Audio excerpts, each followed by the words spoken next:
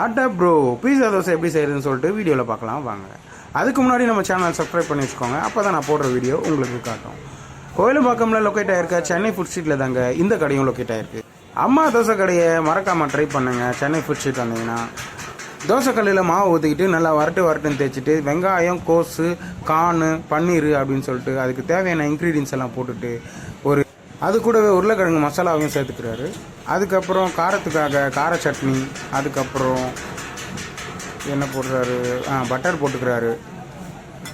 அதுக்கப்புறம் வேறு ஏதோ ஒரு சட்னியை போடுறாரு, தக்காளி சட்னி போல்.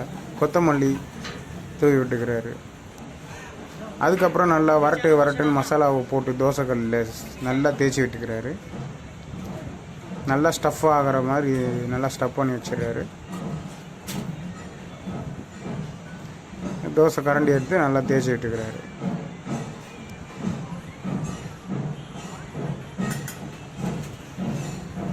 அது மேலே சீஸை நல்லா தூவி விட்டுக்கிறாரு. சீஸை தூவி விட்டுட்டு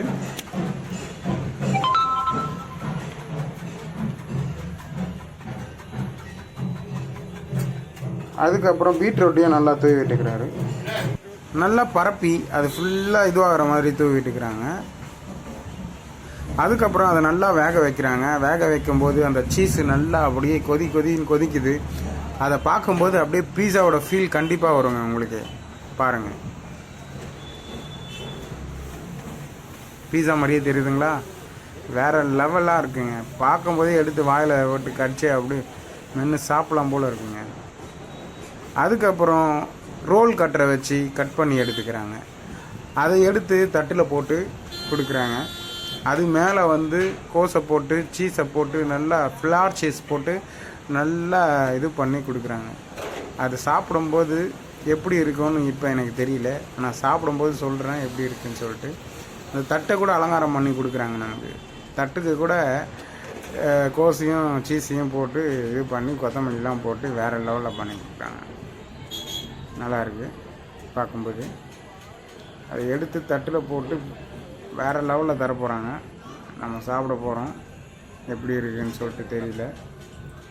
வெயிட் பண்ணுவேன். எனக்கு ஆர்வம் தாங்கலைங்க.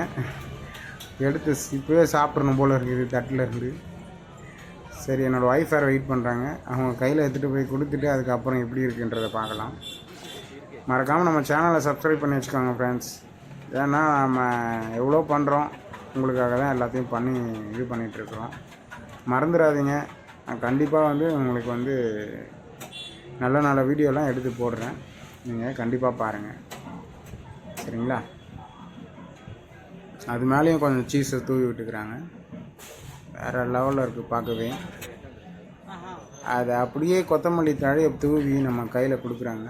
அதை எடுத்துகிட்டு போய் என் ஒய்ஃப் கையில் கொடுத்து சாப்பிட்லான்னு சொல்லிட்டு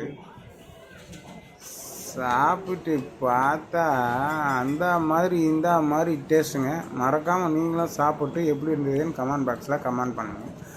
அம்மா தோசை கடைக்கு வந்துடுங்க. செதற விடும். Thank you so much.